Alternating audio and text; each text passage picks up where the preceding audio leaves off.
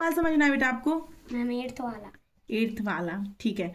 In figure 21, तो हमें figure 21 में देखना है इफ यदि ए बी बराबर कितना है 35 सेंटीमीटर।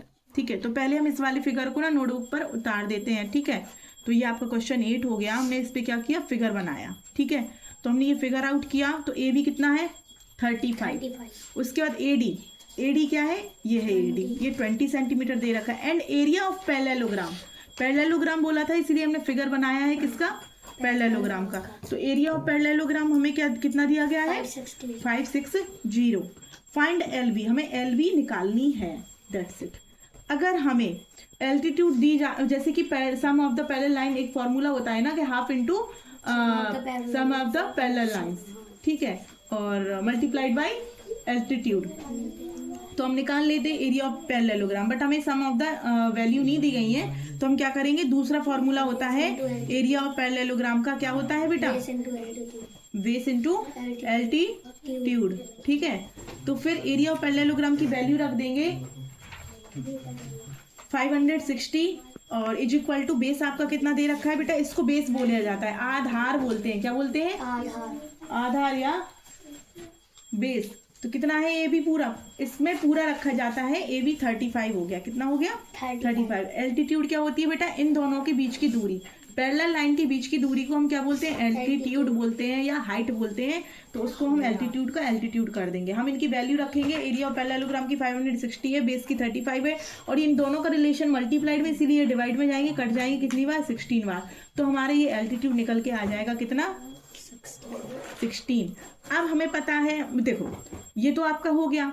कोई भी जब भी लाइन किसी बेस पर जाती है तो वो 90 डिग्री का एंगल बनाती है। क्या बनाती है, हाँ। तो आप याद रखना कि जब 90 डिग्री का एंगल बन रहा है तो ये हमारा कौन सा फिगर बन रहा है, राइट एंगल ट्राइंगल। तो हम क्या करें, हमें ये दोनों मिल गई, हम इसका थोड़ा सा बेस निकाल लें पहले।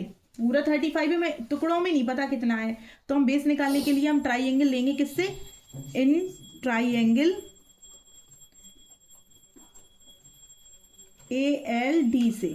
ठीक है, तो या फ्रॉम ट्राइंगल ALD।